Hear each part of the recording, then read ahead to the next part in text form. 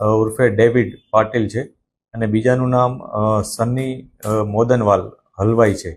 આ બંને જણાએ થઈ અને ભોગ બનનારની હત્યા નિપજાવી હતી. જે ત્રણેય જણા છે એ લોકો એક જગ્યાએ બેસેલા હતા. એક દિવસ પહેલા ત્રણેય વચ્ચે ગાળાગાળી થઈ હતી અને આરોપી અને ભોગ બનનાર આ લોકો વચ્ચે એ વખતે પણ થોડુંક વિવાદ જેવું થયું હતું.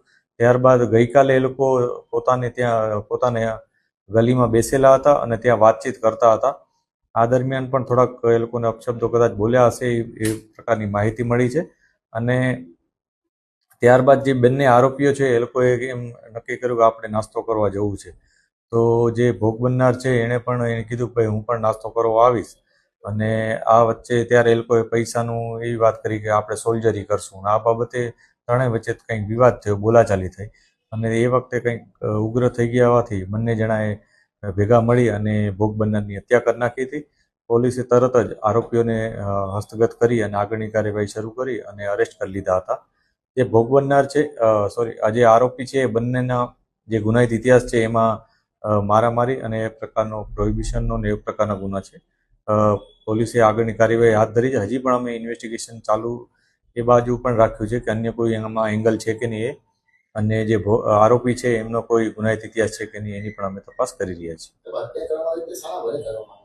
જે હત્યા નિપજાવવામાં આવી એમાં જે આરોપી છે એ લોકોએ ચપ્પુ વડે હત્યા નિપજાવી હતી, જેમાં બંને પાસે ચપ્પુ હતું અને એ લોકોએ ભોગ બનનાર ઉપર એટેક કર્યો અને એની હત્યા નિપજાવી હતી. બંને આરોપીઓ પકડાઈ ગયા છે. પોલીસે એને અરેસ્ટ પણ કરી લીધા છે.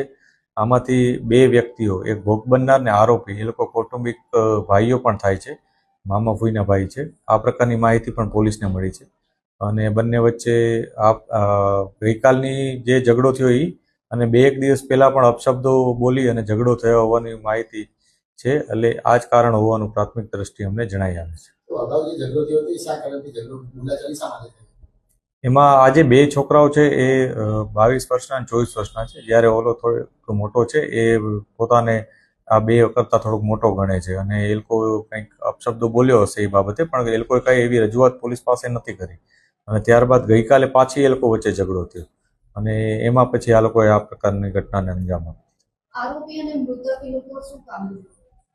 જે આરોપી છે એ મજૂરી કામ કરે છે, મૃતક પણ મજૂરી કામ કરતો હતો એ પ્રકારની માહિતી છે. કોઈ રેગ્યુલર કોઈ કામકાજ કરતો હોય એવી કોઈ માહિતી પોલીસને નથી મળી. એવી કોઈ સ્પષ્ટ ફિગર નથી આવ્યો, પણ સામાન્ય નાસ્તો કરવાની બાબત હતી. 200-300 રૂપિયાથી વધારે કદાચ ના હોઈ શકે. કોઈ મેજર કોઈ સોલ્જરી કરવાની બાબત સામે આવી નથી.